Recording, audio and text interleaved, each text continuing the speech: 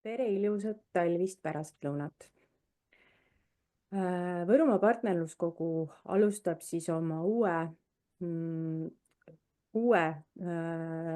programmperioodi toetusmeetmete rakendamisega. Mina olen Kerli Kanger, Võrumaa partnerluskogu tegevjuht ja tänasel infopäeval me räägime siis ettevõtlusmeetmest, mille me siis kõigepealt taotlejatele avame. Enne kui me siis alustame meetmest täpselt rääkimisega, siis tänase infopäeva ülesehitusest ka. Et kõigepealt on siis meetme tutvustus, seejärel räägib Priia meile, kuidas taotlust täita, millised on tähelepanekud. Uus periood on natukene teistmoodi ja seejärel räägib Mai meile, kuidas siis tegevusgrupi taotlusvormi täita, millised on need olulised kohad, mida tuleb silmas pidada ja tähelepanu pöörata. Aga siis ettevõtlusmeetmest. Taotlusvoor on meil siis avatud 3. märtsist kuni 17. märtsini ja ettevõtlusmeetme maht on 391 000 peaaegu. Meetme eesmärk on piirkonda majanduselu mitmekesiselt ja jätkusuutlikult edendavate ettevõtjad ja taotlejateks saavad siis olla tegevuspiirkonnas vähemalt 1 aasta tegutsenud mikroettevõtjad, väikeettevõtjad või füüsilisest isikust ettevõtjad, kes tegutsevad valdkonnas töötlev tööstus või teenust pakkuvad ettevõtted, mis on suunatud siis Võrumaa partnerluskogu tegevuspiirkonna elanikele. Et siis mikroettevõtjad alla 10 töötaja ja väikeettevõtted, kus on siis alla 50 töötaja ja aastabilansi maht on siis kuni 10 miljonit eurot. Sellel perioodil võimaldame siis toetust küsida ka turismiettevõtjatel. Ja siin me lubame siis ka MTÜ-d ja sihtasutust toetust küsima. Toetus on siis 10 000 on miinimum ja maksimum on 80 000 eurot. Ja toetusmäär kõigile taotlejatele on 60% abikõlblikest kuludest.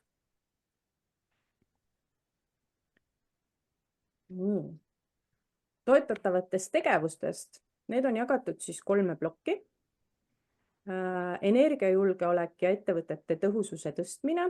Siia lähevad siis alla kõik energiajulgeoleku ja terviklike taastuvenergialahenduste väljatöötamine, siis taaskasutus ja keskkonnasäästlikkus, tehnoloogiad ja nende kasutuselevõtt ja kohaliku ressursi senisest suurem kasutamise soodustamine ja selleks sobivate lahenduste väljatöötamine. Järgmine on toodete ja teenuste arendamine. Toodete või piirkondlike teenuste, kus siis kasusaajaks on peamiselt piirkonna elanik. Hea näide on näiteks autoremondi töökoda, nende arendamine, kas siis hoonete parendamine ja seadmete ost. Nagu eelpool sai mainitud, siis turism on meil siis sellest kord nagu lubatud, aga siin on siis ainult need investeeringud, mis on suunatud siis turistide piirkonda toomisele, see tähendab eelkõige aktiivset puhkust. Lubatud on ka siis kaugtöökohtade infrastruktuuri arendamine ja ettevõtluse arendamine piirkonna maine kujundamise eesmärgil.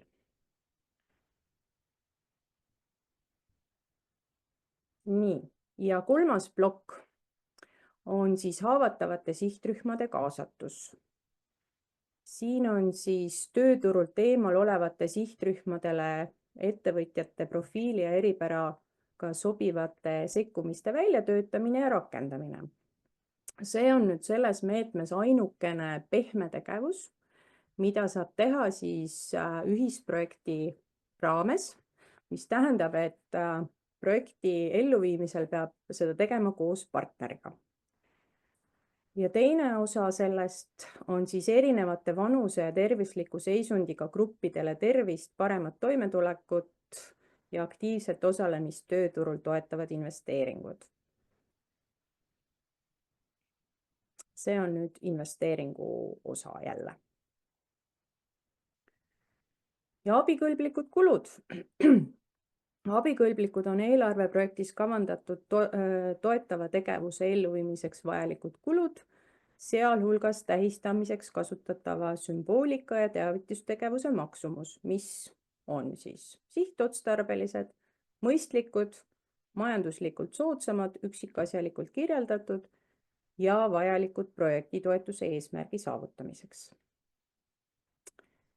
Mitteabikõlblikke kulusid on nüüd oluliselt rohkem välja toodud. Võrreldes varasemaga siin nüüd väga suurt muutust ei ole. Ikkagi käibemaks, kui ollakse käibemaksukohuslane, erisoodustusmaksud, sularahamaksed, riigilõivud, stipendiumid ja annetuste kulud, sõiduauto soetamise, sealhulgas liisimise kulu, siis kõik liisingulepinguga seotud kulu.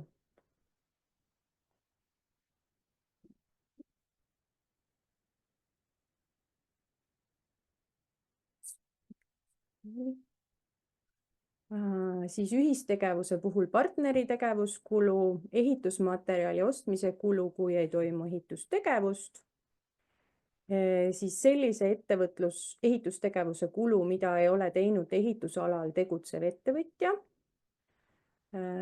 sellise ehitustegevuse kulu, mis ei võimalda selle elluviimise järel ehitist sihipäraselt kasutada. Siis maa ja olemasoleva ehitise ostmine, üürimine ja rentimise kulu välja arvatud, kui seda siis kasutatakse ürituse korraldamiseks. Siis on Euroopa Parlamendi nõukogu määruse artikliga välistatud kulud. Need on eelkõige seotud siis põllumajandusvaldkonnaga.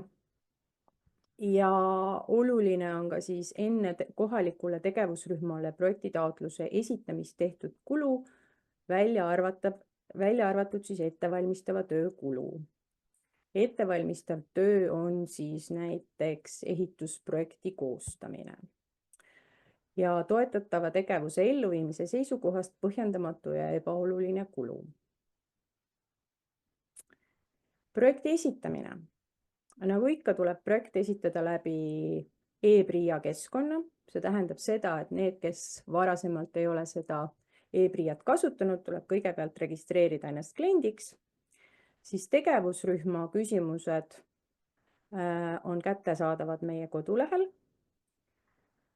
Taotlejal on kohustus eelnõustamisele. Selle mõte on see, et läbi rääkida teie idee ja veenduda, et see sobib sellesse meetmesse, et ei teeks tühja tööd. Taotleja saab esitada ühte meetmesse ühe taotluse ja menetlusse võetakse taotlused, mis on esitatud PRIA e-teenuse keskkonna kaudu esitatud välja kuulutatud taotlusvooru viimasel päeval hiljemalt kell 16.00. See tähendab siis seda, et 17.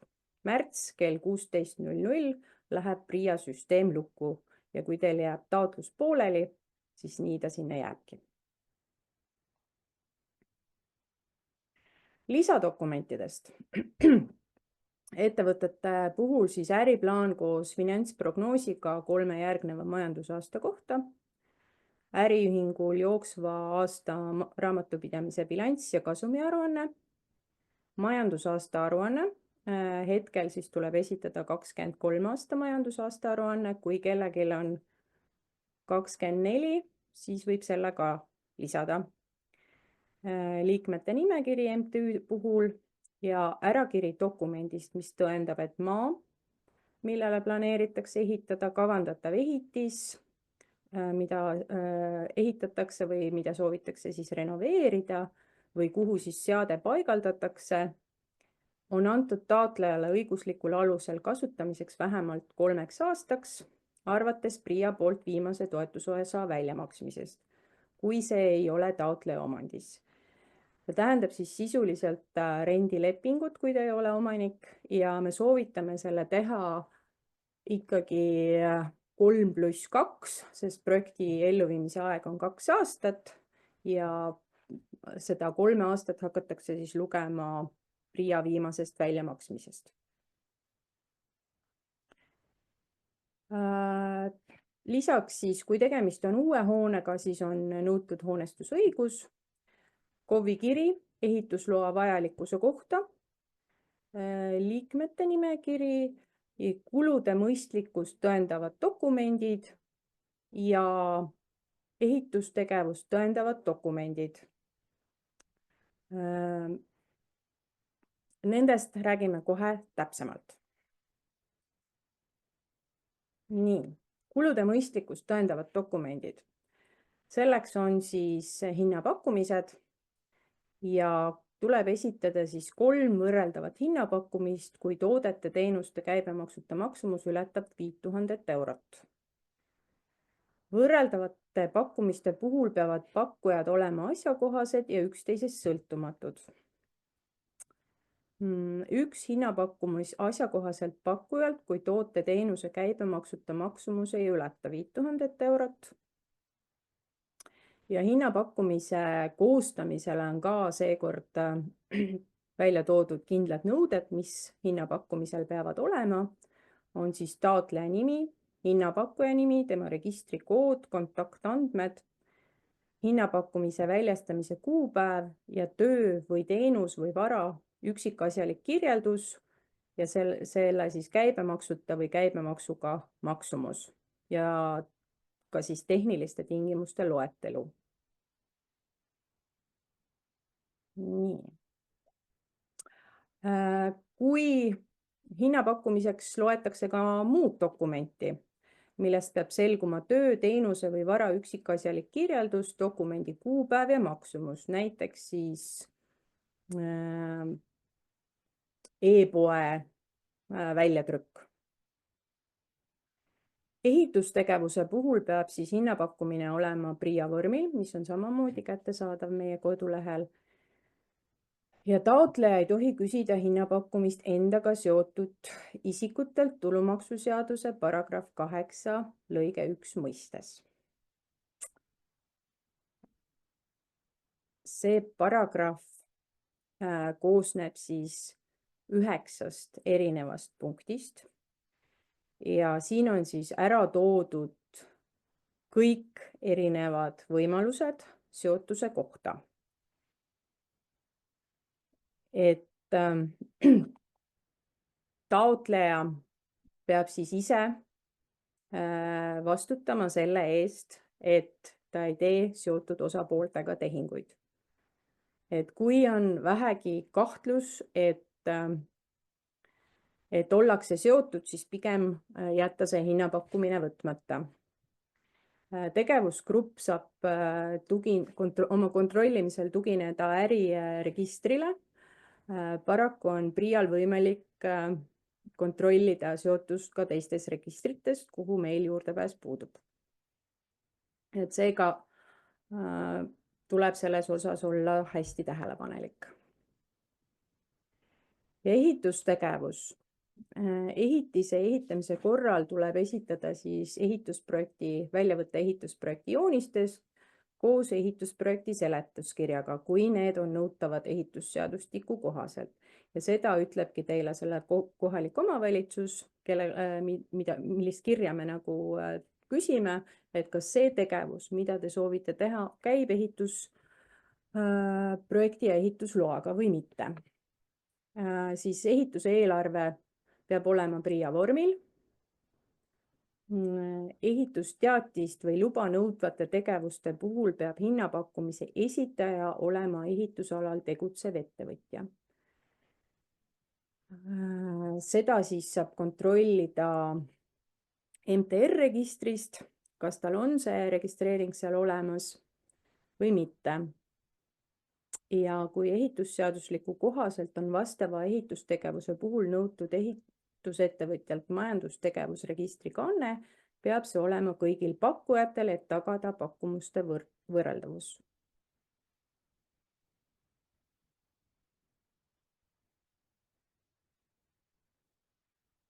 toetuse saaja kohustused. Kohustus on siis saavutada toetava tegevuse eesmärk ja tulemus. Vähemalt viimase maksetaotluse ajaks on toetuse saajal kasutusluba või teatis, tegevusluba või esitatud majandustegevusteade, kui see on nõutud. Tuleb tagada toetava tegevuse sihtotstarbeline kasutus vähemalt 3 aastat arvates PRIA poolt viimase toetusosa maksmisest. Tuleb võimaldada teha auditit, teostada järelevalvet, teavitab PRIA-t ja kohalikku tegevusrühma projektitaotluses esitatud või toetava tegevusega seotud andmete muutmisest või tegevuse elluviimisest takistavast asjaolust, sealhulgas tegevusega seotud vara üleandmisest teisele isikule.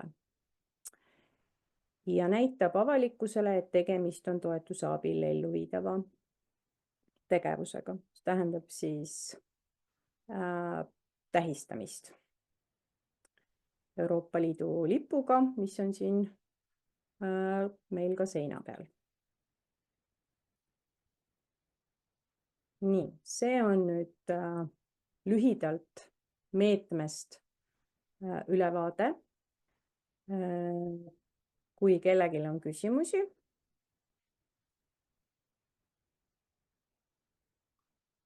Kui ei ole, siis saab tulla kokku leppida eraldi konsultatsiooni teie idee arutamiseks ja täpsustamiseks. Aga nüüd ma annaksin siis sõna PRIA-le, kes räägib, millised on uuel perioodil muutused, millele tuleb tähelepanu pöörata.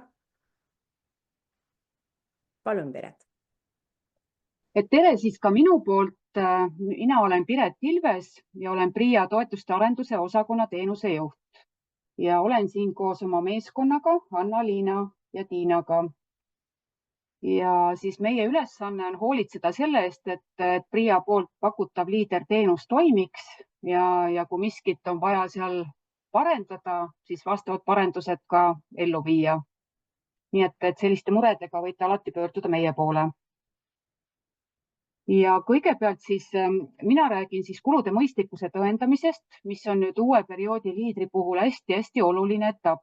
Ja Anna-Liina räägib pärast siis sellest, kuidas e-PRIA-s taotlust esitada ja kuidas neid e-PRIA väljasid täita. Nii, ja siis ma alustangi kõigepealt sellest, et võrreldes nüüd eelmise programmperioodiga, eelmise liidriga on nüüd praegune käesolev programmperiood hoopis teistsugune ja muutunud on liider toetusskeemi põhimõtted. Et kui eelmisel perioodil tõendas siis taotleja kulude mõistlikkust PRIA-le maksetaotluse esitamise etapis ja muidugi KTR-id võisid oma ülesannete täitmiseks hinnapakkumisi küsida ka toetustaotluse etapis, siis nüüd käesoleval perioodil taotleja tõendab kulude mõistlikkust toetustaotluse etapis. Ja selle alusel siis määrab PRIA taotlejale kindlasummalise makse, mille väljamaksmisel hiljem PRIA kuludokumente ei kontrolli. Ja see muidugi ei tähenda seda, et kui taotleja esitab meile siis nõutava arvu hinnapakkumisi, et siis me võtame need igal juhul aluseks, vaid tähendab seda, et meil on õigus ka siis veel lisaks uurida, et välja selgitada siis see mõistlik kulu, mille osas me selle kindlasummalise makse määrame. Ja miks see skeem hea on?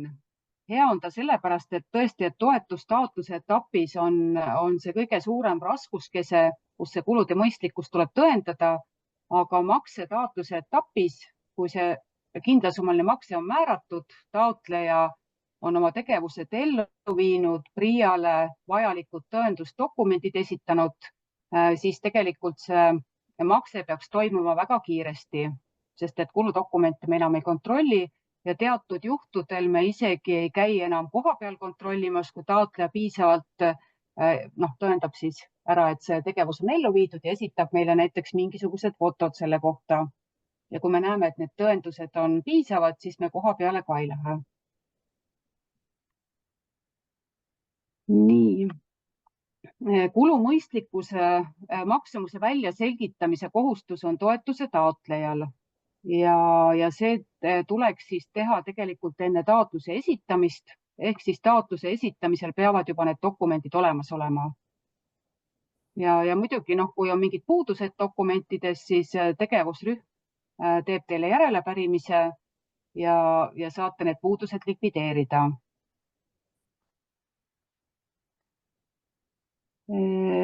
Ja kui see taotlus nüüd lõpuks PRIA-sse jõuab, siis on jah, meil tõesti on õigus ka täiendavalt uurida, võtta lisahinnapakkumisi ja millised on meie siis need uurimismeetodid, guugeldamine, nagu enne ka rääkisin, et lisahinnapakkumised, ekspertiisi tellimised ja sellised asjad.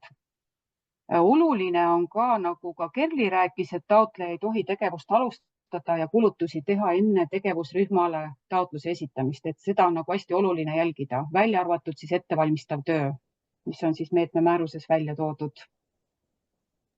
Aga et mis ma tahtsin veel välja tuua, et ühe olulise punkti meetme määruses ehk määruse paragrahv 25 lõige 1, et mida siis tuleb järgida, on see, et abikõlblikud on eelarveprojektis kavandatud toetatava tegevuse elluviimiseks vajalikud kulud, sealhulgas objekti tähistamisega seotud kulud, mis on sihtotstarbelised, mõistlikud, majanduslikult soodsaimad, üksikasjalikult kirjeldatud ja vajalikud projekti toetuse eesmärgi saavutamiseks. Et tõesti väga keeruline lause ja sellepärast ma tõin ka välja, et mida need mõisted nagu tähendavad, et võib-olla on siis ka abiks teile, et siis nagu saate aru, mida PRIA hindab oma menetluse käigus. Sihtotstarbelised, ehk see tähendab seda, et sihtotstarbeline saab olla kulu, mis on seatud eesmärgi saavutamiseks vajalik. Ehk et kui te olete seadnud oma taotluses mingi eesmärgi, siis kõik, mis on selle saavutamiseks vajalikud, on abikõlblikud. Mõistlikud. Kulude mõistlikkus siis selgitatakse välja määruse paragrahv 26 kirjeldatud viisil, millest ma pärast ka natuke rohkem räägin. Ja kindlaks määratud summa määramise aluseks võtab PRIA reeglina aluseks siis odavaima hinnapakkumuse. Ja just sellepärast, et tegelikult hiljem, kui te viite selle tegevuse ellu, me ei kontrolli kuludokumente. Ja eks need reeglid tunduvad võib-olla sellised natuke karmid, aga samas, nagu te teate, et nii meid kui ka taotlejad käivad kontrollimas erinevad auditid, kaasa arvatud ka komisjoni audit. Ja eks me kõik tahame, et need auditid läheksid hästi ja sealt ei tuleks mingisugust tähelepanekut. Nii, majanduslikult soodsaimad, et avalike vahendite kasutamisel tuleb siis toetuse saajal hoiduda toreduslikest kuludest ja nende kulude tegemisest ja teha selliseid mõistlikke ja majanduslikult otstarbekaid valikuid, nii nagu ratsionaalselt kaalutlev ettevõtja toimiks oma vahendeid kasutades. Ja üksikasjalikult kirjeldatud, et loogiliselt peaks siis lähenema nii, et üksikasjalik kirjeldus ei saa olla üldsõnaline või ebamäärane. Et sellised nagu pidepunktid siis, et kuidas nüüd defineerida neid mõisteid selles keerulises sõnastuses.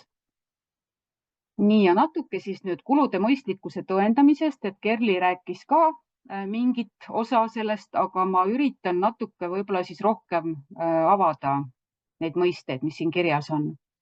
Et kõigepealt siis taotleja puhul, kes ei ole riigihanke kohustuslane ja ei taotle toetust ühistegevustele. Et ma saan aru, et hetkel on siis tulemas teil ettevõtlusmeede, ehk siis ma arvan, et see säte just kehtib teile. Et nagu Kerli ka rääkis, et kui toetatava tegevuse käibemaksuta maksumus ületab 5000 eurot, siis tuleb küsida 3 hinnapakkumist, mis peavad olema võrreldavad ja need pakkumised tuleb küsida üksteisest sõltumatute asjakohaste hinnapakkujate käest. Ja kuidas siis PRIA kontrollib hinnapakkumuste võrreldavust?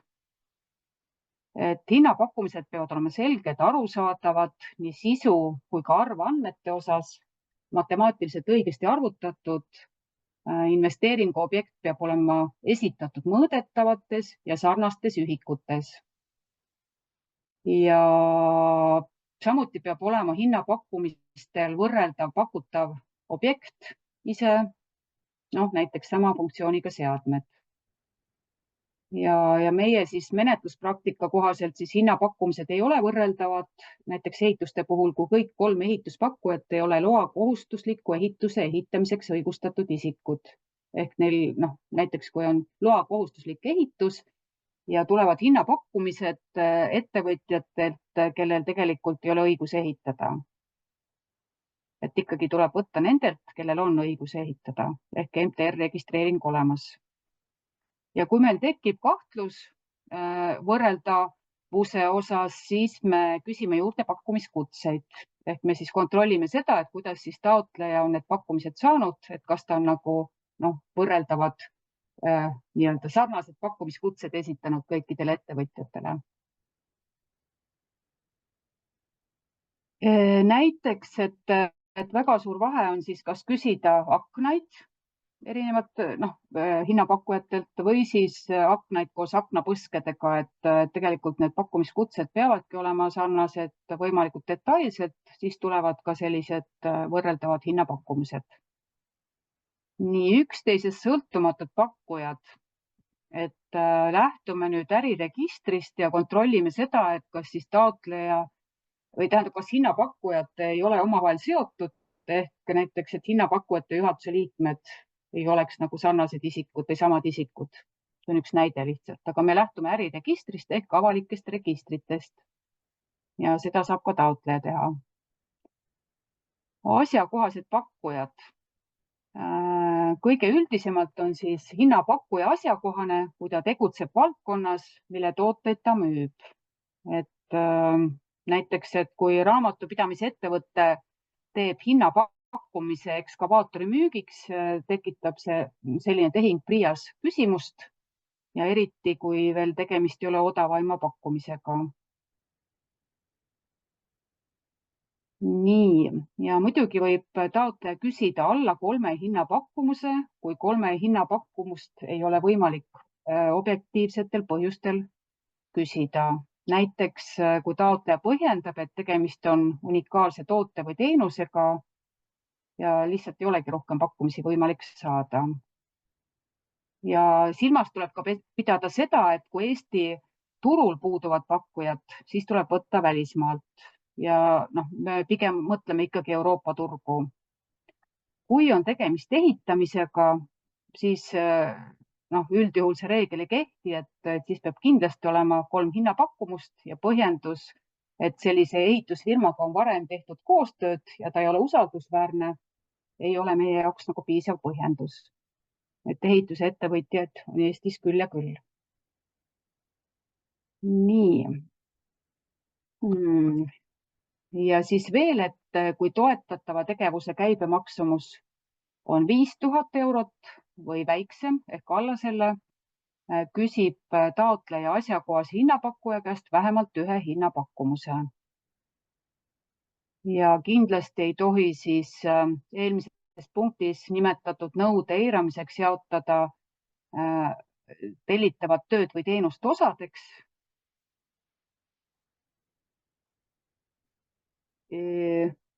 Välja arvatud juhul, kui see on nagu siis objektiivsetel põhjustel õigustatud. Ehk siis see tähendab inimkeeli, et projekti toetuse saaja ei tohi hinnapakkumist kunstlikult tükeldada väiksemateks osadeks ja praktikas on ilmnenud selliseid juhtumeid, kus on jagatud väiksemateks alla 5000 euro suurusteks osadeks, et vältida nagu 3 hinnapakkumise võtmist. Ja kunstliku tükeldamisega võib tegemist olla juhul, kui näiteks ühelt hinnapakkujalt on võetud mitmeid hinnapakkumisi, mis kõik jäävad siis alla 5000 euro. Kokku liidetuna 1 hinnapakkumise peale ületaksid siis 5000 eurot. Et seda me siis ka jälgime. ja nagu Kerli ka ütles, et taotlejaid ei või küsida hinnapakkumust endaga seotud isikutelt tulumaksuseaduse paragrahv 8 lõige 1 tähenduses. Ja tõesti, PRIA-l on rohkem võimalusi seda kontrollida. Lisaks äriregistrile saame kontrollida ka rahvastikuregistrist ja nii edasi erinevatest süsteemidest. Et seda peaks jah tõesti järgima. Mida siis hinnapakkumus peab sisaldama, et pikalt ma sellel ei peatuks, kuna Kerli rääkis sellest ka päris pikalt. Võib-olla siis lisaks, et hinnapakkumiseks võib olla ka näiteks veebipoe väljatrükk, näiteks PDF-failina, kuvatõmmis veebilehelt või muu dokument. Kerli tegelikult mainis ka seda. Et selles suhtes oleme paindlikud. Ja ehitustööde puhul peab sisaldama hinnapakkumus ka siis andmeid ehitise kohta, ehitise nimetus, ehitisregistri kood, katastriüksuse katastritunnus, millel ehitis paikneb, millele siis kavandatakse ehitis ehitada ja muud sellised määruses toodud andmed. Ja meetme määruse seletuskirjas tõin ka välja sellise lõigu, et hinnapakkumuste võrreldavuse tagamiseks peab ehitusloa kohustusliku ehitustööde hinnapakkuja tegutsema ehitusvaldkonnas. Ja kui seda MTR-numbrit ei ole hinnapakkumisel, siis me saame seda tegelikult ka, PRIA inimene saab seda ka siis ise vaadata registrist.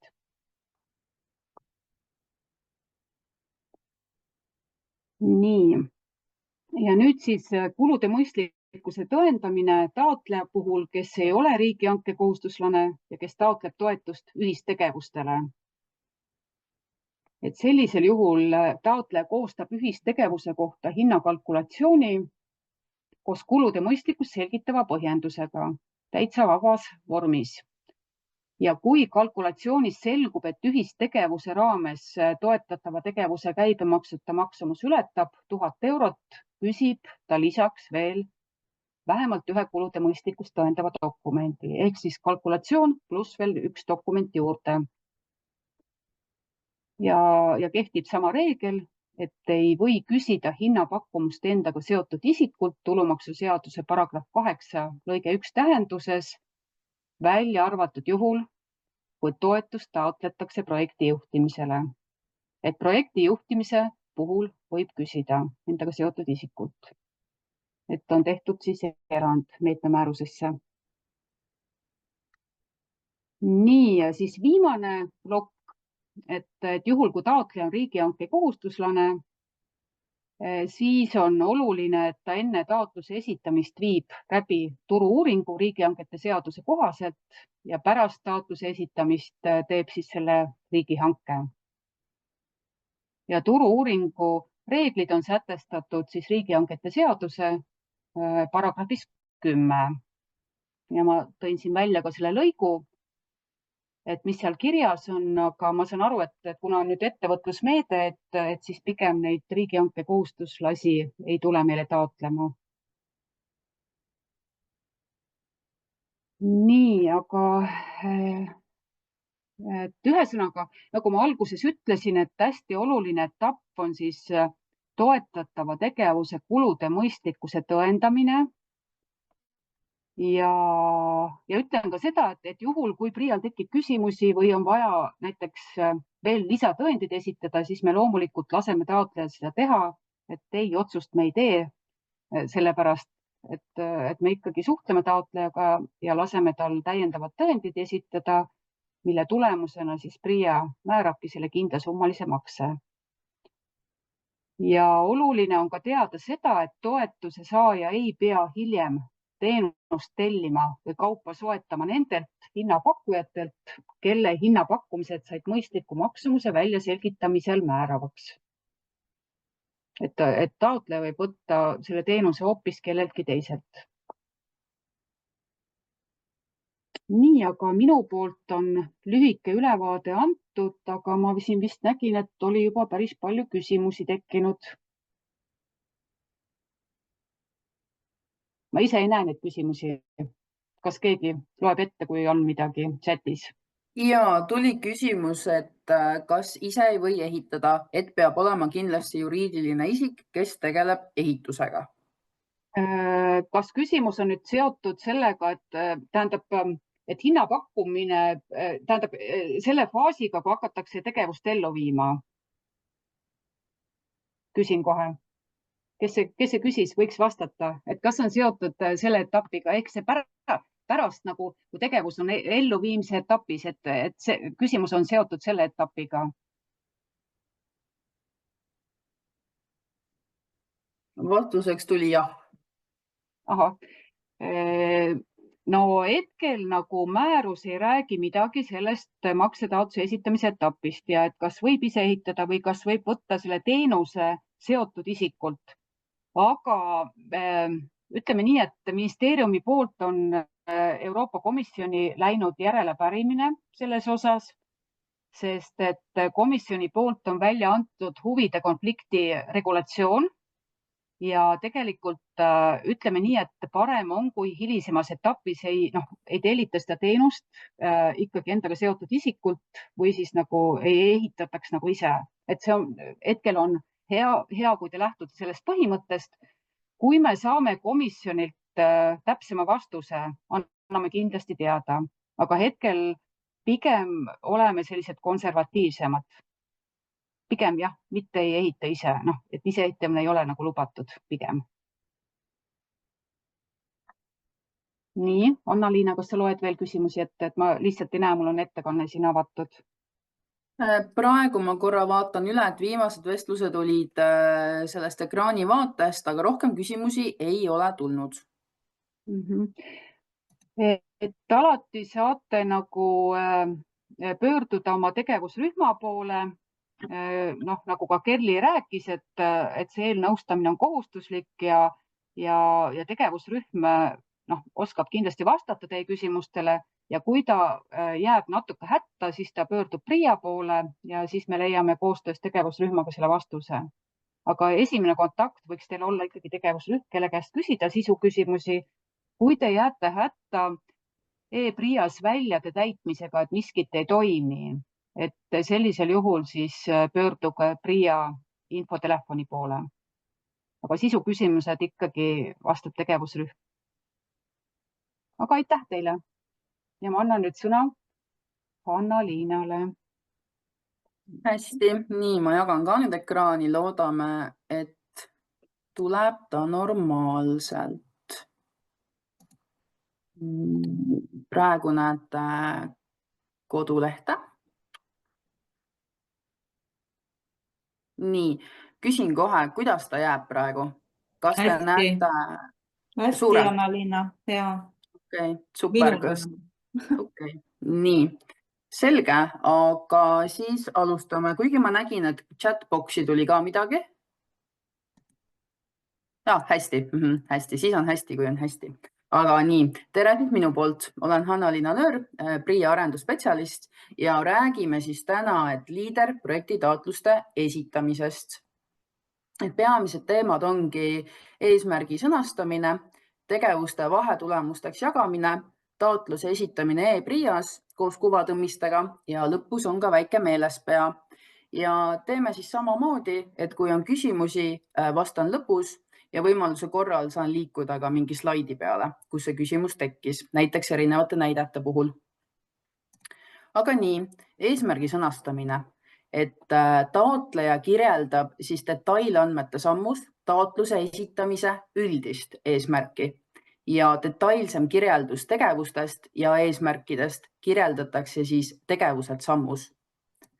Et olen ka toonud näite, eesmärgi sõnastamise näide, mis võiks minna siis detailandmetesse, kus on kirjas kokkuvõte projekti eesmärkidest. Et näiteks projekti nimetus on uue elamusliku loodusturismi teenuse arendamine ja rohelisega märgitud selline lühem ja ülevaatlik ehk kokkuvõtte eesmärgist. Et projekti eesmärk on ujuvvahenditega arendada turismiteenust veekogudel.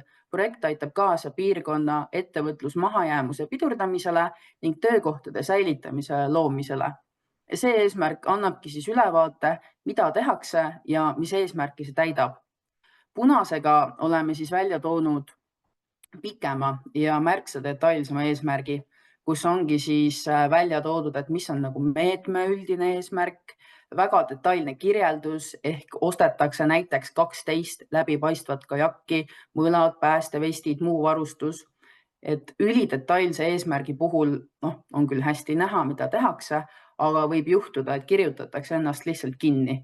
Et kirjutataksegi, et ostetaksegi 12 kajakki, aga äkki on olukord, kus ei ole võimalik 12 saada ja eesmärk jääb selle tõttu täitmata, sellepärast et nii see eesmärk on püstitatud ja ka otsusele kirja läinud. Ehk kui vähegi võimalik, siis tehagi ülevaatlik eesmärk detailandmetesse ja tegevuste kuvale saab siis juba objekti kirjeldusse põhjalikumalt märkida. Nii, tegevuste vahetulemusteks jagamine. Et siis projekti taotlust saab vahetulemusteks jagada sellisel juhul, kui vahetulemust saab eraldiseisvalt sihipärasesse kasutusse võtta. Ehk siis sellisel juhul saab maksetaotluseid esitada iga vahetulemuse kohta eraldi ja toetus makstakse välja mitmes osas. Aga projektitaotlust ei saa vahetulemusteks jagada, kui üks tegevus sõltub teisest ja tegevusi saab sihipärasesse kasutusse võtta alles nagu siis, kui kõik tegevused on tehtud. Et näiteks saab tuua mingi ühisprojekti, kus oletame on pandud vahetulemusteks koolitus 1 ja koolitus 2, kuid need on nagu üksteisest sõltuvad ehk jätkukoolitused, et need jätkud ei saa eraldiseisvat eesmärki täita. Ehk seda tuleb jälgida vahetulemuste puhul. Ja olen ka toonud näite, et alustame, kuidas mitte tegevusi jagada. Ehk ongi meil siis selline ühistegevus, näiteks mille nimi on ettevõtjate koostöökohtumised õppereisil, arengupäevadel ja ümarlaudades. Ja kui püstitada vahetulemused näiteks majutus, transport, ettevalmistus, projektijuhtimine, siis mitte ükski nendest vahetulemustest ei saa ju eesmärki täita. Et eriti on teemaks ka projektijuhtimine, mida tahetakse panna eraldi tegevusena või siis ka vahetulemusena, aga projekti juhtimine eraldiseisvalt täita ei saa. Seega see peaks olema märgitud selle põhitegevuse nagu eelarvesse. Et eelarves ongi rida projekti juhtimine ja siis objekti kirjelduses on kirjeldatud, mida tehakse.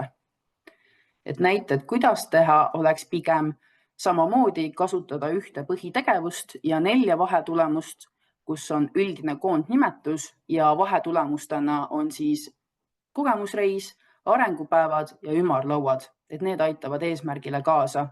Ja kui jagada siis üks põhitegevus ja 4 vahetulemust, tähendab see taotlejale lihtsalt nagu vähem andmete sisestamist selles suhtes, et ühe korra sisestatakse see tegevuse andmed ja kirjeldused ära, aga näiteks rohkem dokumentide sisestamist ja võib-olla ka segasem menetlusprotsess, et kui osad tegevused on nagu kokku pandud ja dokumendid on näiteks lisadokumentides. Teine variant on teha hoopis nii, et panna lihtsalt nagu 4 põhitegevust, aga sellisel juhul tuleb rohkem sisestada tegevuse kirjeldusi ja kõike seda. Aga siis on näiteks investeeringute puhul ongi õiged hinnapakkumused, on õige tegevuse juures kirjas. Aga kindlasti mitte panna eraldi näiteks siia põhitegevuseks majutust või midagi sellist. Aga nüüd, kus üldisem info on räägitud, vaatame siis sisse e-PRIA-sse. Tegin teile kuvatõmmised ja käime koos siis selle taotluse läbi. Et kõige esimene samm, kui on sisse logitud, valitud õige kasutaja ja vajutatud nupule esita toetustaotlus, avanebki üldandmete kuva ja see koosneb siis 2 plokist. Esimene on siis taotleja andmed ja volitatud esindaja andmed taotluse menetlemisel, et ta võtab need andmed, süsteem võtab automaatselt ja muidugi on võimalik vahetada volitatud esindajat, vajutades siis siia nupule vaheta esindaja. Ja süsteem kuvabki siia kuvale siis taotleja ja tema isiku ja kontaktandmed tähendab ja mille abil on siis võimalik PRIA teenistujal taotlejaga ühendust võtta. Taotlejaga võetakse siis ühendust juhul, kui esitatud taotluse osas tekib küsimusi või kui on vaja edastada näiteks mingit olulist infot. et sellisel juhul tuleks ka üle vaadata, et kõik telefoninumbrid ja emaili aadressid oleks vastavuses siis taotleja õigete andmetega. Et seda on olnud küll, et juriidilise isiku juhatusest on mingi inimene ära läinud, aga tema andmed on kogemata e-PRIA-sse alles jäänud. Et selle võiks üle vaadata. Ja järgmiseks sammuks ongi siis detailandmed. Et detailandmete samm koosneb 2 plokist, detailandmed ja seireandmed. Et detailandmete plokis vastatakse täpsustatavatele küsimustele enda praeguse tegevuse ja planeeritava projekti kohta. Et esimene küsimus ongi veebilehe aadressi kohta. Et kui taotlejal on olemas veebilehe aadress, tuleb vastata küsimusele jah ning sisestada aadress kujul www.koduleht.ee. Et praegusel taotlusvormil on see küsimus natukene eksitava sisuga, et ta küsib, et kas teil on taotletava toetuse tegevustega seotud veebileht. Tegelikult on mõeldud selle all ikkagi ametlikku veebilehte, ehk see küsimus muudetakse ära ja tulebki sisestada ametlik veebileht, kus siis hiljem, kui teil on, kus siis hiljem peab olema teavitus projekti toetuse kohta. Ja detailandmete sammu mõte on see, et kogutakse andmeid ka selleks, et tuvastada, kas taotleja on hankija riigihangete seaduse mõistes. Taotleja sisestatud andmete põhjal antakse siis taotlejale indikatiivne määratlus selle kohta, kas tegemist on hankijaga või mitte ning kas toetatavate tegevuste elluviimisel tuleb arvestada riigihangete seaduses sätestatud nõuetega. Ja sealhulgas siis vajadusel läbi viia ka nõuetele vastav riigihange. Ja andmevälja siis käibemaksukohuslane info aluseks on Maksu- ja Tolliameti andmed. Kui taotleja ei ole käibemaksukohustuslane, avaneb talle siis lisaväli, taotlen toetust ka käibemaksu osale. Ja detailandmete kuvale siis tuleb ka veel sisestada projekti nimetus ja nagu me enne vaatasime, kokkuvõte projekti eesmärkidest. Ja samuti vastatakse siis ka küsimustele, millest sõltub, millised kuvad taotlusel edaspidi avanevad. Et kas tegemist on kohaliku tegevusrühmaga, kui te ei ole tegevusrühm, siis vastus on ei. Kas tegemist on ühistegevusega, kui vastata jah, avanebki täitmiseks ühistegevuse kuva, kui ei ole, siis ei. Ja sama ka kogukonna teenuste projektiga. Et tuleb siis üle vaadata, küsimust lugeda ja märkida. Ja siis taotluse menetlemisel kontrollitakse ka esitatud andmete õigsust. Ehk kui midagi on valesti, teid teavitatakse. Ja detailandmete kuva jätkub siis seireandmetega. Seireandmete alamjaotuse all need täidetavad andmed on vajalikult ainult seireks ja neid ei kasutata otseselt taotluse menetlemisel ega otsuse tegemisel. Kuid kui ilmneb, et ekslikult on midagi võib-olla valesti märgitud, siis juhitakse sellele tähelepanu ja selle saab ära muuta. Ja infoks ka veel seda, et see seireandmete kuva on täiendamisel.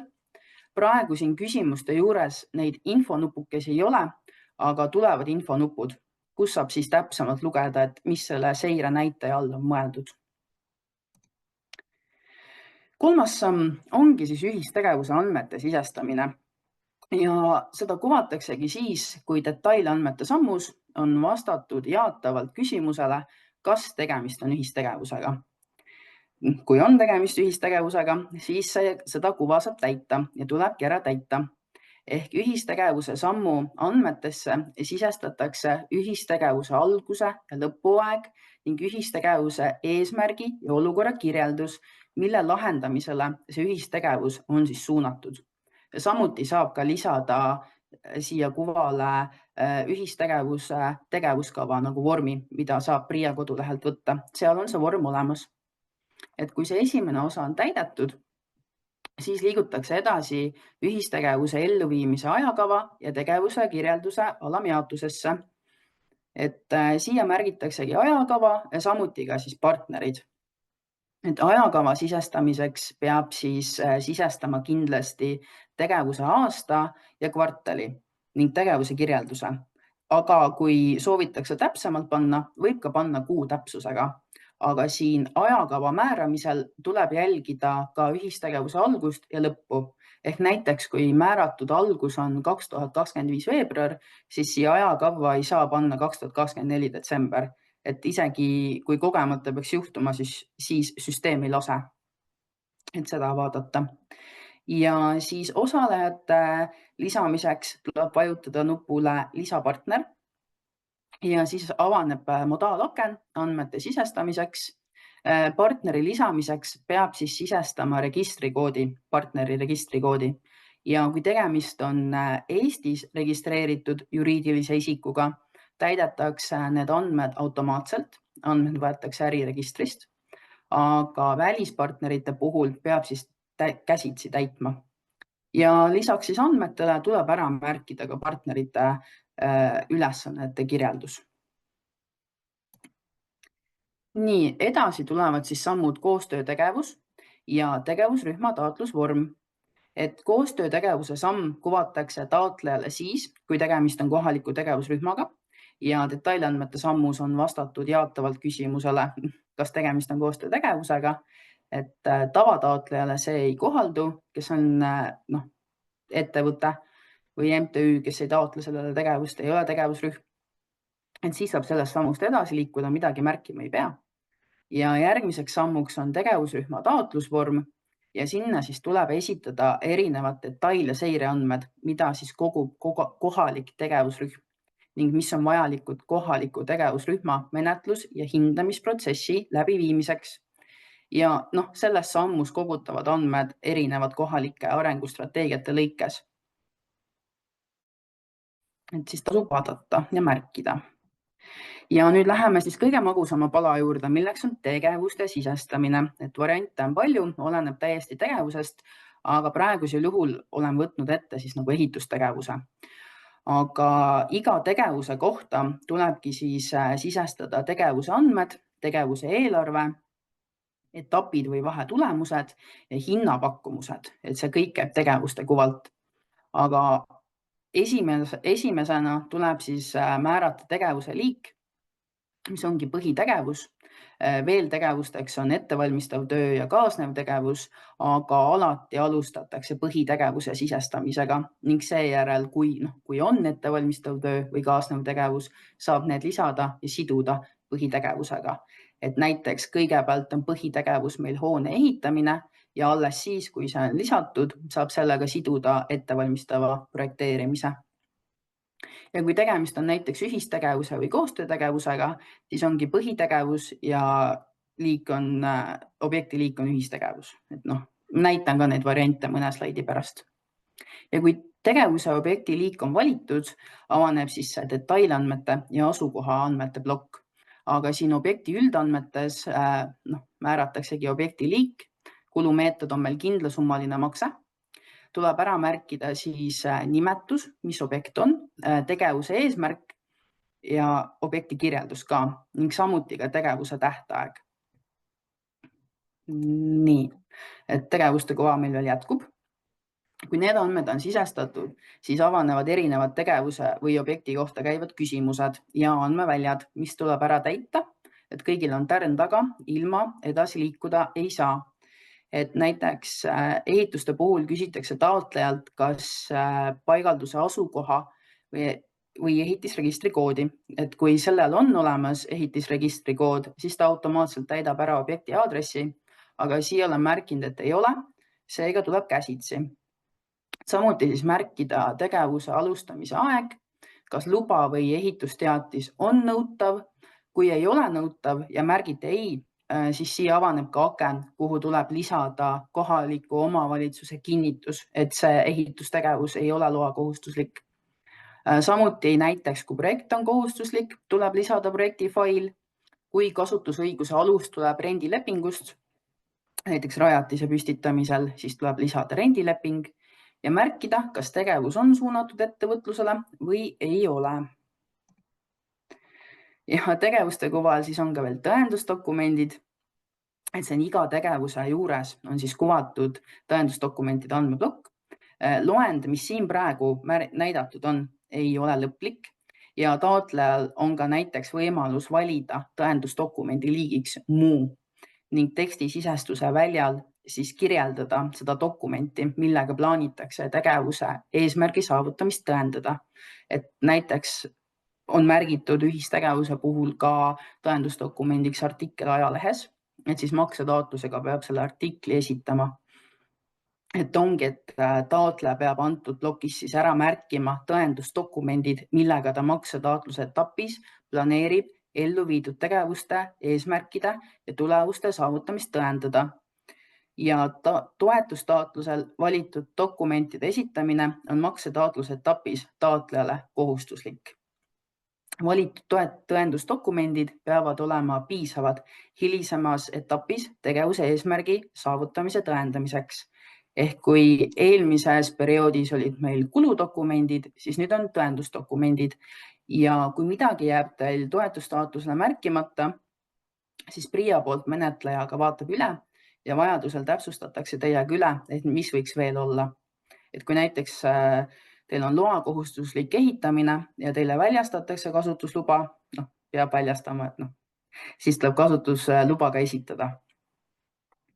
Ja lisada siis tuleb ka tegevuse asukoha andmed, tuleb sisestada investeeringu objekti aadress ja märkida see põhiaadressiks, muidu süsteem edasi ei lase liikuda. Kui on mitu aadressi, sisestate ära ja valite ka põhiaadressi. Ja katastritunnuse lahter peaks täituma automaatselt, aga kui ta ei täitu, peate sisestama käsitsi, et süsteem annab teile teada. Ilma nendest tärnidest edasi ei saa, kui täidetud ei ole. Ja tõendusdokumentidest veel, et siin on välja toodud ka, mida saab esitada, et loend ei ole lõplik, et ongi üleandmise vastuvõtmise akt, fotod, fotosi saab alati esitada, et fotod peavad alati olema.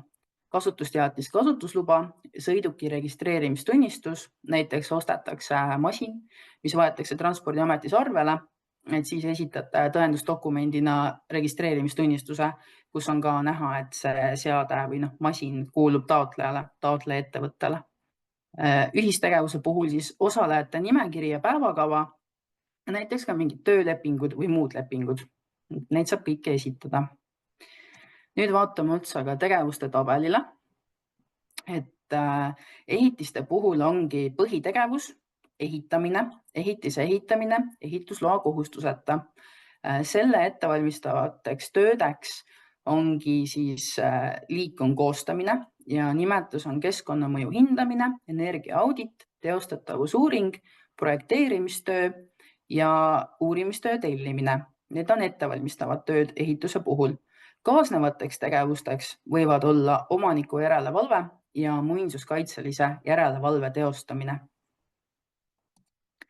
Et olen siin kõik väga eraldi välja toonud, aga tõesti, et ka ehitusloa teatise alusel ehitatavale ehitustegevusele kehtivad samad ettevalmistavad tööd ja kaasnevad tööd. Et keskkonnamõju hindamine, audit, teostatavusuuring, projekteerimistöö, uurimistöö ja kaasnevad tegevused on ka samad, et omaniku järelevalve ja muinsuskaitselise järelevalve teostamine. Et sama on ka siin ehitise renoveerimise puhul, et saate pärast slaidide pealt vaadata vastavalt sellele, mida te siis teete, et mis millele kohaldub. Et kui ehitamise puhul oli siis rohkem kaasnevaid tegevusi ja ettevalmistavaid töid, siis seadme soetamisel investeering materiaalsesse varasse, investeering immateriaalsesse varasse, mis kõik on siis põhitegevused, neile 3 liigile võib olla kaasnevaks tegevuseks kas koolitus või siis turundustegevus, sealhulgas koos turu-uuringuga. Ja ühistegevuse, koostöötegevuse, piiriülese koostöötegevuse algatamise, kogukonnateenuse arendamise ja väikeprojekti rakendamise puhul ongi objekti liigiks tegemine ja kõik on põhitegevused. Kui tegevus on sisestatud, tuleb sisestada ka tegevuse eelarve. Et siis tegevuste puhul, mis ei ole ehitustegevused, avaneb siis ühe või mitmerealine eelarve. Eelarve vorm ilma alamjaotusteta. Kui tegevuseks on siis ehitamine, avaneb 8-realine eelarve, kus igal kulureal on siis eraldi alamjaotus. Et alamjaotuse avamiseks tuleb vajutada eelarve real olevat plussmärki et praegusel juhul mina olen ise aktiveerinud siis selle välisrajatised, enne siin oli pluss ja 1 ja 2 ja 3, et ma avasin selle ja nüüd tuleb välisrajatise kõik kuluread ja otsustasin täita siis, et väikeehitised maa-alal, vajutades siia muuda nupule, tuleb siis täita kulurea netomaksumus, käibemaksumäär ja siis see salvestada. Et nii ta on, et kui ei ole tegemist ehitamisega, siis tuleb ise määrata see kulurea nimetus. Ja ütlen ka kohe ära, et kõigepealt tuleb märkida siia toetuse määr, mis praegusel juhul on siis 60%, sest minu näitel oli tegemist ettevõtjaga ja maksimaalne ongi ettevõtlustegevuse puhul 60%. Nii, tegevuste kuvalt käib siis ka veel vahetulemuste seadmine. Ja kui taotleja viib tegevused ellu ühes etapis, siis vahetulemust lisama ei pea. Aga kui tegevused viiakse ellu mitmes etapis, tuleb vahetulemused tegevuste lõikes sisestada. Ja oluline on jälgida, et sisestatud vahetulemused saab sihipäraselt kasutusse võtta, nagu ka ennist rääkisin. Et kui tegevus viiakse siis ellu vahetulemustega, tuleb sisestada tegevuste kuval vahetulemuse andmed. Ehk siis vahetulemuse nimetus, kirjeldus, tähtaeg, abikõlblik maksumus ja toetuse summa. Ja selleks, et selguks siis vahetulemuse vajalikkus ja eesmärk, sisestab taotleja väljale kirjeldusmõõdikud, tegevuse etapi eesmärgi ja saavutatava tulemuse. Ja meil siis süsteemi taotlusvorm kontrollib automaatselt, et vahetulemustega sisestatud toetuse summa oleks võrdne eelarveridadel kajastatud toetuse summaga. Kui vahetulemus on sisestatud, vajutate salvesta ja liigute edasi. Et tegevuste kuva viimaseks sammuks ongi hinnapakkumuste sisestamine. Et hinnapakkumuse sisestamiseks siis tegevuse põhilehel eelarve või kulurea kulu või tegevuse rea lõpus tuleb vajutada nuppu hinnapakkumus ja avaneb selline vaade. Et avanenud vaates vajutada nupule lisahinna pakkumine, valida tuleb siis, kas tegemist on võitnud hinnapakkumusega, punasega ilusti alla tõmmatud, sisestada hinnapakkuja andmed ja hinnapakkumuse dokumendid või dokument. Ja kui tegemist on võitnud hinnapakkumusega, täidetakse siis netomaksumuse ja käibemaksuga maksumuse väljad süsteemi poolt automaatselt, vastavalt siis, mis eelarves on märgitud. Ja kui hinnapakkuja puhul on tegemist Eestis registreeritud pakkujaga, sisestatakse ka registrikood ja võetakse äriregistrist andmed automaatselt. Ja lisada tuleb ka hinnapakkumuse dokument. Ja kui näiteks esitatakse vähem pakkumusi, kui nõutud on, kolme pakkumuse nõude puhul, tuleb täita ka selgituse lahter, et miks on vähem pakkumusi esitatud ja mis selle põhjus on. Kui hinnapakkumused on sisestatud, siis tegelikult taotlusvormi mõistes oleme üsna lõpusirgel, et järgmiseks sammuks on katastritunnused. Aga praeguse näite puhul seda sammu täitma ei pea, sellepärast et kasutusõigus tuli rendilepingust, aga sellesse sammu tuleb andmed sisestada siis juhul, kui taotlusel on investeeringutega seotud katastriüksuseid, millele kehtivad kasutusõiguse nõuded.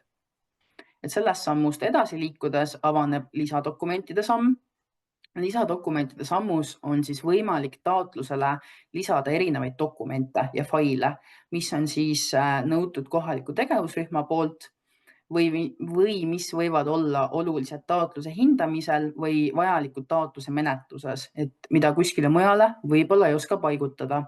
Lisadokumentide kuva saab kasutada ka selleks, kui näiteks hinnapakkumuste kuvale pakkumusi lisada ei saa. Et praegusel juhul ongi probleem hinnapakkumuste kuvaga. Ja saabki dokumendid lisada lisadokumentidesse, hinnapakkumused lisada lisadokumentidesse, et nad ära ei kaoks. Kuid lisadokumentide lisamine ei ole kohustuslik, kui need lisada ei ole vaja. Eelviimaseks sammuks siis taotlusel ongi VKE andmed. Et VKE on siis mikro, väikese ja keskmise suurusega ettevõtete määratlemise reeglistik, mille abil siis selgitatakse välja, kas taotleja vastab mikro, väikese või keskmise suurusega ettevõtete nõuetele. Et VKE-dele kehtivad mõneti teistsugused nõuded kui näiteks kohalikele omavalitsustele. ja süsteem pärib siis äriregistrist taotleja ettevõttega seotud andmed automaatselt, aga neid saab vajadusel ka muuta. Ja kui taotleja ei ole VKE, siis see samm talle ei kohaldu ja seda ta täitma ei pea. Aga VKE-st nii palju, et kui taotleja on väike, mikro, väikese või keskmise suurusega ettevõtja, siis tema järelevalveperiood on 3 aastat, aga kui ta ei ole, siis on 5 aastat. Et seda vaadatakse ka selle järgi. Ja ega viimaseks sammuks ongi taotluse esitamine. Et tuleb ära linnutada kinnitused. Need on ka tärniga tähistatud, seega ilma selleta taotlust esitada ei saa. Ja taotluse esitamise kuval on võimalik vaadata ka taotluse esitatud, sihuke koht on siin taotlus sisestatud andmetega, on võimalik vaadata PDF-i, mis annab siis võimaluse omada ülevaadet taotlusele korraga ühes dokumendis ja veenduda, et kõik andmed on siis korrektselt taotlusele märgitud. Ja kui kõik on sisestatud, kõik on korras, kõik on hästi, vajutatagi esita taotlus ja taotlus on meie süsteemis esitatud. Enne veel kui lõpetan, siis on selline väike meelespea, et toetuse saaja viib toetatava tegevuse ellu, sealhulgas esitab kõik tegevuse elluviimist tähendavad dokumendid ja võtab projektitoetuse abil ehitatud, renoveeritud või soetatud vara sihipäraselt kasutusse 2 aasta jooksul, arvates siis PRIA poolt projektitaotluse rahuldamise otsuse tegemisest, kuid hiljemalt 30. juuni 2029. Ja seejuures siis viib toetatava tegevuse ellu eelarveprojekti kohaselt ning saavutab toetatava tegevuse eesmärgi ja tulemuse, alustab toetatava tegevuse elluviimisega 9 kuu jooksul, arvates PRIA poolt projektitaotluse rahuldamise otsuse tegemisest. Ühistegevuse korral siis viiakse tegevuskava ellu kuni 2 aasta jooksul ning samuti hiljemalt 30. juuni 2029 ja koostöötegevuse elluviimise korral viiakse tegevused ellu 3 aasta jooksul, arvates PRIA poolt siis rahuldamise otsuse tegemisest, kuid jällegi hiljemalt 30. juuni 2029. Aga nüüd ongi minu poolt kõik. Aitäh teile ja kui on küsimusi, siis küsige. Ma ise saan ka tegelikult seda chati kuva vaadata, aga võite küsida ka mikriga. Ma tegelikult lisaksin sinu jutule veel paar asja, et PRIA kodulehel on ilusasti olemas projekti taotluse info, et kus te saate siis viited määrusele. Seal on abiks taotlejale ja seal abiks taotlejale on ka juhend, et kuidas siis toetustaotlust e-PRIAs esitada.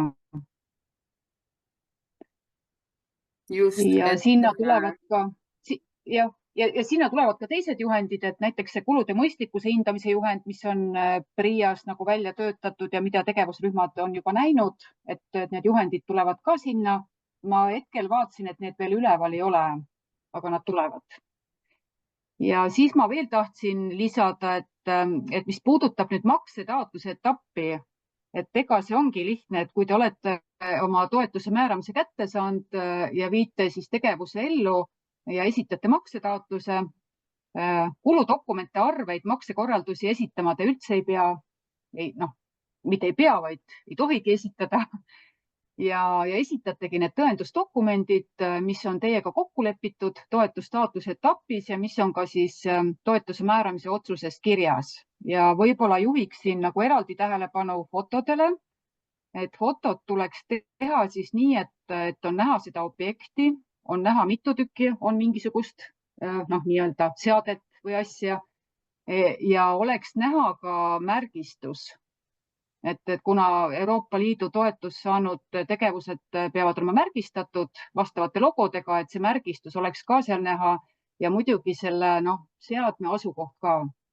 Et siis me saame kaaluda seda, et kas me siis tuleme paikvaatlusesse või ei tule.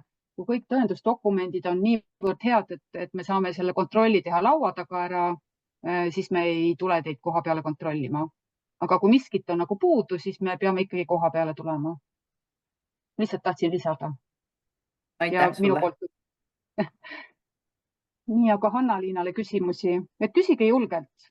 Ja oleks küsimus hinnapakkumiste kohta, et siin kõlas läbi selline väide, et ei pea võtma tööd võitja võitnud siis hinnapakkumise tegijalt. Et mis hetkel neid hinnapakkumisi võib muuta? No ütleme niimoodi, et hinnapakkumised on vajalikud kulude mõistlikkuse tõendamiseks. Ainult selleks on need vajalikud. Ja pärast seda, kui te saate toetuse määramise otsuse kätte, me oleme teile määranud kindlasummalise makse tulenevalt nendest kulude mõistlikkuse tõendamise dokumentidest. Pärast seda, et kellelt te selle teenuse tellite, seda me ei kontrolli, sest me ei küsi ka kuludokumente ju. Ehk siis pärast, ütleme nii, et see hinnapakkumine, mis te alguses meile esitate, see ei ole üldse siduv. See on ainult selleks vajalik, et me saaks selle mõistliku hinna kindlaks määrata. Et see ongi nüüd võrreldes eelmise rahastusperioodiga selline väga suur muudatus. Et see tundub alguses nagu harjumatu, aga see ongi see lihtsustatud kulumeetod, mida Euroopa Komisjon hästi palju praegu propageerib ja päris paljud liikmesriigid ja ka teised nii-öelda siis toetust andvad asutused, näiteks RTK, et nemad ka kasutavad seda. See on lihtsustatud kulumeetod. Ja. Siis ei tahaks nagu küll kaval olla, aga siis sai vastuse ka see küsimus, et kas neid tööd võib ise teha, et põhimõtteliselt, kui sa oled 3 hinnapakkumist võtnud, teed need tööd pärast otsust ise ära ja näitad, et need tööd on tehtud, et siis on kõik nagu korras teie arvates. No selles mõttes, et nagu ma enne ütlesin ka, et me ootame Euroopa Komisjonilt vastust ja kui ikkagi sealt tuleb see vastus, et ei tohi töid teha nagu seotud isik, ehk siis ise ka, et kui see kindel vastus sealt tuleb, siis me ilmselt ikkagi peame küsima, et kes selle töö on teinud, aga just sellepärast küsida, et nagu seda seotust kontrollida, aga kuludokumente me ei küsi.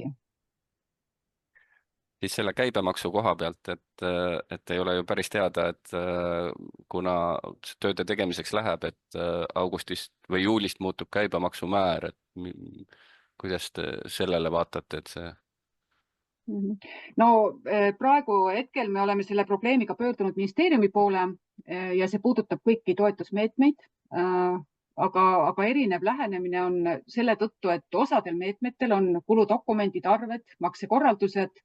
Seal ilmselt tuleb ministeeriumi poolt selline teistmoodi suunis kui nüüd liidermeetme puhul, kus meil on kindlasummaline makse. Et kindlasummalist makset me hiljem enam suurendada ei saa. Et kindlasummaline makse jääb sellisel kujul, nagu oleme selle määranud. Seega, kui me saame kindla vastuse ministeeriumilt, kuidas nagu toimida, et praegu hetkel on need vastused olnud sellist laadi, et juhul, kui nüüd toetustaotluse etapis on näha, et see tegevus viiakse ellu pärast juulit, et siis võib juba arvestada nii-öelda, see puudutab siis neid, kes ei ole käibemaksukohustuslased ju, et võib juba arvestada nende summadega, mis on nagu siis arvutatud siis selle suurema käibemaksumääraga. Aga see ei ole veel nagu nii kindel vastus, et me ootame esialgu ministeeriumi kindlat vastust ja siis me saadame ka tegevusrühmadele selle info. Ja taotlejad saavad ka teada. Ja siis mul oli chati ka kirjutatud küsimus, see on pigem vist rohkem Kerlile, et jooksva aasta kasumi aruanne ja bilanss, te tahate selliseid andmeid saada, et kui me märtsis esitame teile taotluse, siis jooksev aasta on 2025, et kuidas te mõtlesite seda bilanssi ja kasumi aruannet saada nüüd? See on mõeldud ikkagi 24 aasta. Et siis võib-olla muudaks selle ära, et eelneva aasta bilanss. Ja kuna ilmub hindamiskomisjoni nimekiri sinna teie kodulehele? Järgmine nädal. Super. Ma küsiksin ka korraks selle sama hinnapakkumiste teemadel, et kuidas siis on, et kui mul on nüüd ütleme 3 erinevat hinnapakkumist, et millise summa ma siis sinna sisestan siis selleks valituks, kas ma saan aru, et see ei pea olema see madalaim hinnapakkumine, vaid eelistatud hinnapakkuja siis või? tähendab see eelistatud tähendab me ei nagu eelistage hinnapakkujat, et pigem see, et me nagu valime välja parima hinnapakkumise ja nagu ma siin enda arust ütlesin oma ettekandes, et see jah, et me reeglina ikkagi, et me võtame ikkagi odavama, madalama hinnapakkumise aluseks. Et see eelarve siis tuleks selle madalaima Ja, hinnapakkumise järgi ja, koostada. ja. Selge, aitäh.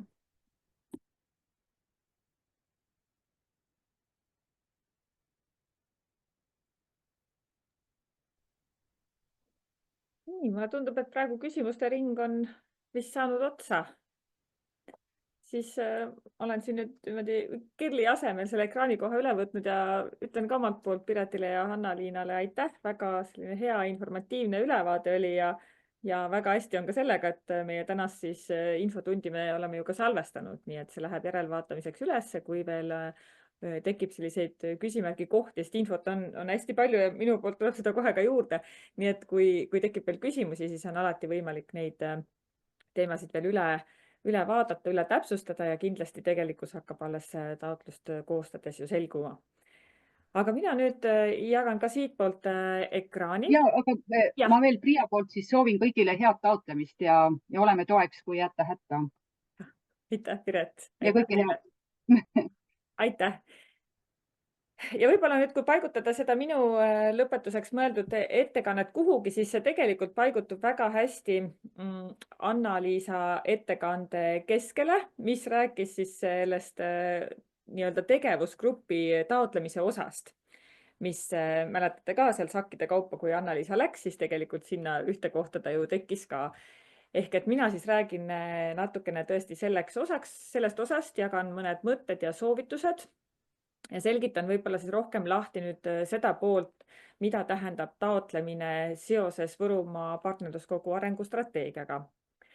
Ja miks ma julgen sellel teemal rääkida, on see, et olen siis olnud strateegia üks koostajatest ja kuigi see on koostatud juba üksjagu aega tagasi, siis ikkagi kõik, mis on kirja pandud, meenus ja kõik on omavahel heas loogilises seoses ja just mõtlesime, et täna anname ka väikese ülevaate, just tuleme lõpuks ka hindamiskriteeriumite juurde, et oleks parem ülevaade ka taotlejal sellest, et milliseid võib-olla laiemaid eesmärke siis võiksid need projektid aidata täita.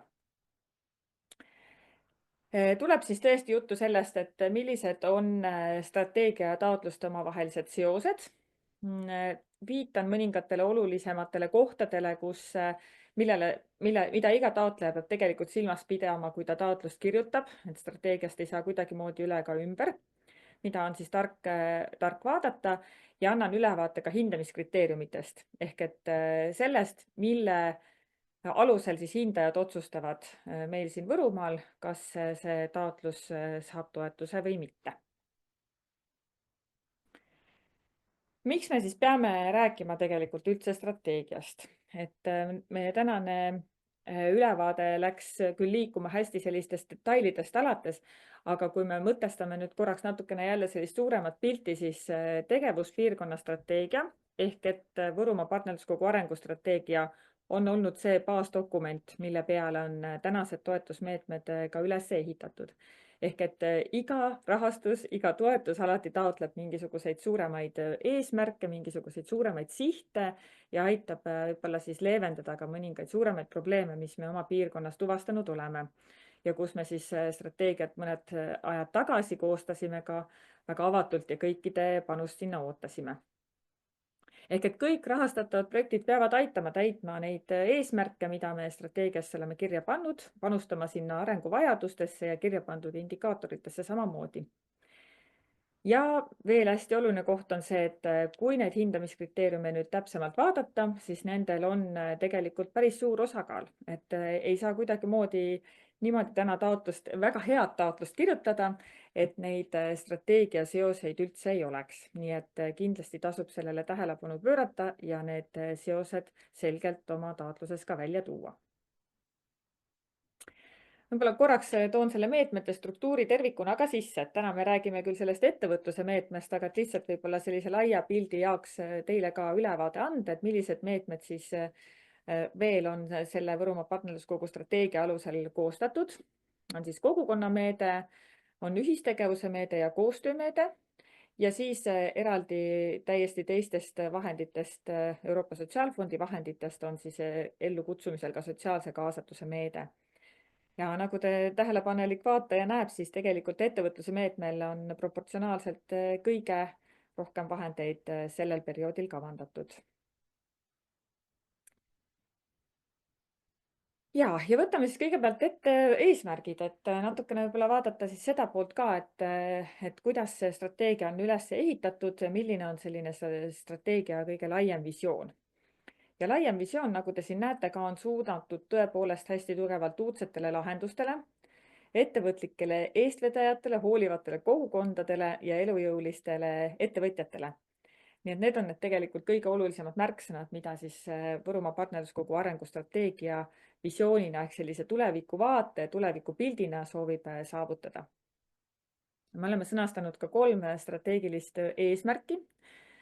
Saate siin neid täpsemalt lugeda ka, aga tõepoolest nad on sõnastatud justkui sellise soovitud seisundina, ehk et me soovime võimestada strateegia kaudu ettevõtlikke eestvedajaid. Siin on ka tervislikud eluviisid ja võimetekohane eneseteostus toodud, ehk võib-olla rohkem haakub siis kogukondade vaatega ühistegevustega. Kohanemisvõimelised ja hoolivad kogukonnad, mis aitavad hoida meie sellist maalist elu ja elustiili ja panustavad heaolusse, loovad osalusvõimalusi erinevatele ühiskonnagruppidele, ehk et rohkem selline ka koostegemise ja kogukonnameede. Ja viimane strateegiline eesmärk siis elu- ja ettevõtluskeskkonna kohta, kus rakendatakse targalt sellist kestlikult piirkonna omapära, potentsiaali ja luuakse siis kohalikke lahendusi ka ühiskondlikele väljakutsetele. Ja kui nüüd veel täpsemaks minna, ehk et rohkem ettevõtluse suuna juurde, siis ettevõtluse meetme eesmärk on piirkonna majanduselu mitmekülgselt ja jätkusuutlikult edendavad ettevõtjad. Ehk et siis selline soovitud seisund on siis jälle siin see kirjeldatud ja see nüüd meetme eesmärk on küll, mis on ka hindamiskriteeriumite osas üks teema, mida tuleb siis proovida neid nii-öelda seoseid oma projektitaotlusega luua siia juurde. Me oleme strateegia ju alati lähtub mingisugusest problemaatika kirjeldamisest või sellistest hetkeolukorra kirjeldustest. Ja kui te ka Võrumaa partnerluskogu arengustrateegiat sirvite, siis te näete, et me oleme kirjeldanud sellist hetkeolukorda läbi erinevate arenguvajaduste. Ja need arenguvajadused on välja kasvanud sellest, et me oleme uurinud statistikat, erinevaid andmeid, mis meil sellel hetkel kasutada oli, kui me strateegiat koostasime ja selle peale siis tegelikult need arenguvajadused on ka üles ehitatud. Ja ettevõtlusmeetme puhul siis me oleme näinud strateegias ette seda, et ettevõtlusmeetme taotlused aitavad kaasa selliste arenguvajaduste siis leevendamisele, nagu siin ekraani peal praegu näha on. Ehk et üks teema kindlasti, mis on selline suurem punkt, kuhu suunas me liigume, on keskkonna ja kliimasõbralike lahenduste laialdasem kasutuselevõtt. Et ilmselt ei ole see kellelegi uudis, siin on selged sellised poliitilised suundumused kui ka tegelikult reaalne vajadus, eks ju, sellise keskkonnasäästlikkuse poole pealt. Teine arenguvajadus meie piirkonna mõttes kindlasti ettevõtlikkuse suurendamine, ettevõtlikkuse arendamine kõige laiemas mõttes. Ja ühelt poolt siis on selline jälle haakuv arenguvajadus, millesse saavad panustada nii kogukonnad, omavalitsused kui ka ettevõtjad ise. Ehk et meie vähenev ja vananev rahvastik on siis kindlasti üks pool ja sellist ettevõtlikkuse mõttelaadi me peame kindlasti jätkuvalt toetama ja seda siis aitama tagada. Ettevõtete arendamine ja tasuvamate töökohtade loomine on siis kindlasti ka üks koht, et just nimelt, et mitte lihtsalt töökohad, vaid et tasuvamate töökohtade siis siin piirkonnas edendamine. Siin on väga tugevalt just Võrumaa partnerluskogu tegevuspiirkond eristub ka selle vaesusriski poolest, eks ju. Et sellest tulenevalt selline arenguvajadus ja võib-olla 4. ka siin siis võib-olla, mis jälle on kahasse nii omavalitsuste kui kogukondadega vaja katta või vaja selle arenguvajadusele kaasa aidata, on üle elukaareline osalus. Ehk et me tõesti tegevusi või erinevaid sekkumisi kavandades mõtleksime ka üle elukaareliselt. Et ka tegelikult ettevõtluse meetme puhul ju oli üks selline haavatavate sihtrühmade tegevussuund. Näiteks kui me mõtleme erinevate tegevuste peale, mida ettevõtjad saavad teha, et meil oleksid erinevad elukaare osalejad kaasatud kuidagimoodi või ka pensioneerunud töötajad kaasatud, siis seal võib võimalusi leiduda küll. Aga igal juhul arenguvajadused on küll üks selline punkt, millega siis tuleb luua toetuse taotluses seosed ära. Et siis millistest neist kõikidele muidugi vastata ei ole vaja, aga vähemalt ühega neist on siis selliste seoste loomine vajalik ja ma arvan, et ükski ettevõtja ei kirjuta projekti, mis vähemalt ettevõtte arendamisele kuidagi kaasa ei aita. Meil on siis ka indikaatorid, juba ka eelmisest strateegiast ilmselt väga tuttav selline mõiste või sõna teile. Ettevõtluse meetme puhul on indikaatorid sõnastatud siis selliselt, nagu te siin näete, ja ka see on siis üks koht, millesse tuleb otsustada ära, kui te taotlust kirjutada, et millisesse meetme tulemuslikkuse näitajasse ehk indikaatorisse siis teie projekt panustab. On see näiteks töökohtade arv, on see, mis on kohandatud näiteks ligipääsetavaks või on see arendatud toodete või teenuste arv. See on siis juba teie selline projekti koostamise käigus juba saab selgemaks ja tuleb siis mõelda, et millisesse näitajasse teie projekt eelkõige panustab. Jällegi piisab ühest, ei pea kõikidesse kindlasti mitte panustama. Nii, ja siis vaatame üle need hindamiskriteeriumid. Et siin on siis loetelu kõikidest hindamiskriteeriumitest, et kui hindajatest oli siin korraks juba küsimus, et kes need on, siis ja ma isegi julgen ütelda, et see ongi see nimekiri, mis võib-olla on vaata, et isegi olulisem, ehk et mida nad siis päriselt nende projektide puhul vaatavad, kui nad need projektid kätte saavad. Ja teine punkt, milline on see osakaal, kui suure osa hindest või lõplikust hinnangust moodustab siis teatud punkt. Nii et siin siis saab üle vaadata, et millele tuleb taotluse kirjutamisel lisaks PRIA poolt antud soovitusele siis rõhku pöörata. Ja ma ei hakka neid kõiki siin ette lugema. Siin on nii neid, mis puudutavad tõesti võib-olla sellist taotluse põhjendatust ja sellist eelarve põhjendatust, jätkusuutlikkust, taotleja suutlikkust, aga siis need tumedad punktid, mis on siia tumedas kirjas toodud, need ma käin siis ülevaatlikult üle, et kuidas nende punktide osas võiks üldse läheneda ja millele seal võiks tähelepanu pöörata. Nagu te näete, need on ka üsna suure, vähemalt esimesed 2 on üsna suure osaga ka, mis strateegia arenguvajadusi ja meetme eesmärki ja indikaatorid puudutavad. Ehk siis projekti panus strateegia arenguvajaduste leevendamisele. See on tõesti 20% osakaaluga ja siin on oluline siis luua seosed projekti ja strateegia arenguvajaduste vahel. Ehk et mõelda läbi see, et kuidas see projekt, mida sa siis koostad, need tegevused, mida sa plaanid ellu viia, neid konkreetseid arenguvajadusi aitavad siis leevendada või täita või aitavad nende osas siis kuidagi meie tegevuspiirkonna eluolu edendada. Nii et need 4 on siin meile siis siia ka välja toodud, millest korraks oli juba eelnevalt ka juttu. Siis teine projekti mõjumeetme eesmärgi ja indikaatori täitmisesse.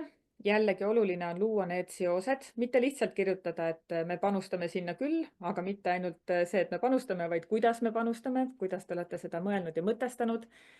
Ehk et siis ettevõtluse meetme eesmärk on siin toodud, kuidas sellesse teie projekt panustab ja millisesse indikaatorisse siis eelkõige teie projektil ka mõju on. Ja see on siis tõesti 15% see osakaaluga hindamiskriteerium ka, mida siis hindajad peavad vaatama. Ja veel on küll mitte kõige suurema osakaaluga hindamiskriteerium, kuid siiski on projekti vastavusstrateegias toodud läbivatele põhimõtetele. Tõepoolest, meie strateegias on kirjeldatud 5 läbivat põhimõtet, mida me leidsime, et need tegelikult on kõikide meie tegevuste ja meetmete ülesed. Need on need põhimõtted, mida me väärtustame, mis on olulised ja mis võib-olla aitavad kaasa meie piirkonna ka arengule ja sellele viisile, kuidas me neid projekte ellu viime, aitavad võib-olla luua veel erinevaid lisandväärtusi.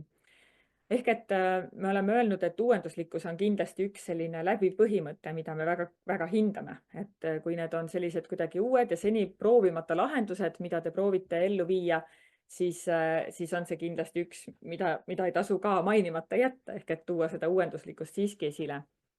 Koostöö. kuna liider on oma põhimõttelt ju ka 3 erineva sektori ja osapoole koostöö selline sisuline, hästi läbimõeldud nagu selline raamistik, eks ju, siis koostööd me kindlasti väärtustame ja kui ka näiteks teil õnnestub oma tegevusse kaasata või mingisugusel viisil tuua juurde neid linke, mis on seotud kohaliku kogukonnaga, võib-olla omavalitsustasandiga, siis on see ainult positiivne. Koos loome ka selline oluline väärtus või põhimõte, mida siis saab ka selle punkti vastavuses siis näiteks kirjeldada, et kuidas need lahendused on välja töötatud, kui nad on sellised koosloomelised, siin on kaasatud veel erinevaid osapooli, siis tasub see välja kirjutada. Kestlikkus ehk et jälle selline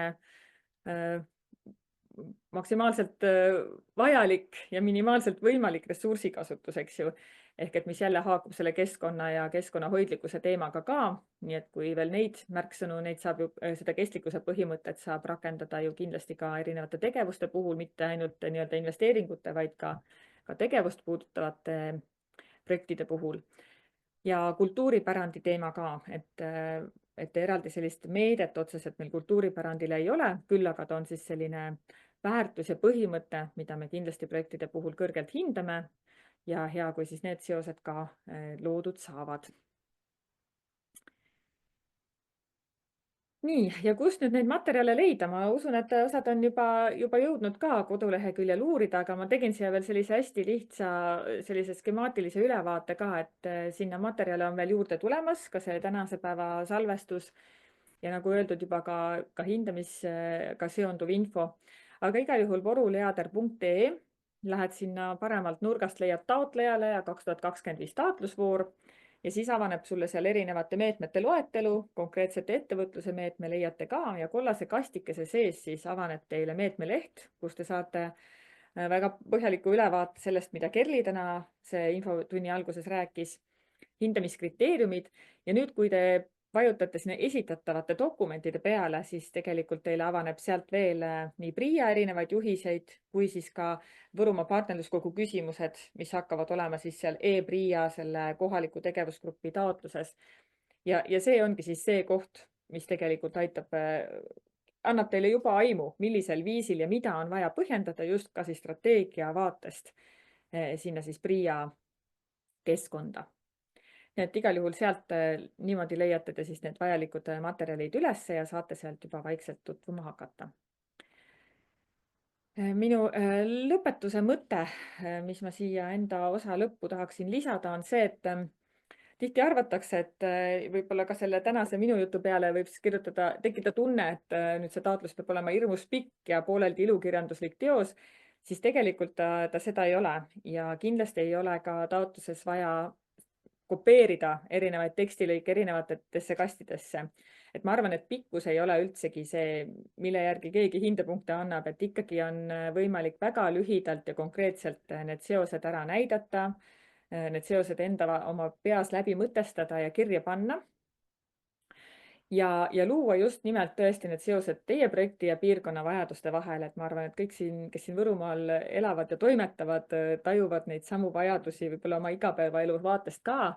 Ja ma arvan, et selline veenev põhjendamine ja lühidalt ülevaate andmine ongi see, mis annab selle hea ülevaate juba, et ega siis PRIA vorm ka, mis seal e-PRIAs avaneb, ei ole teab mis mahukas, ei võtagi vastu lõputult tähemärke, nii et ma arvan, et selline lühikeselt, konkreetselt, aga läbimõeldult nende teemade kirja panemine on see, mis võib luua eeldused tõesti positiivseks tulemuseks ka. Et igal juhul mina soovin siit omalt poolt palju edu teile siis taotlemisel. Ma tean, et igal juhul on valmis Võrumaa partnerluskogu teid toetama sellel teel ja loodan, et siis olete saanud tänaseks info kätte. Ja kui nüüd veel mõni küsimus on, siis võime need siia veel võtta. Kerli on siin ka minu juures veel olemas, saame veel vastata nendele tekkinud küsimustele.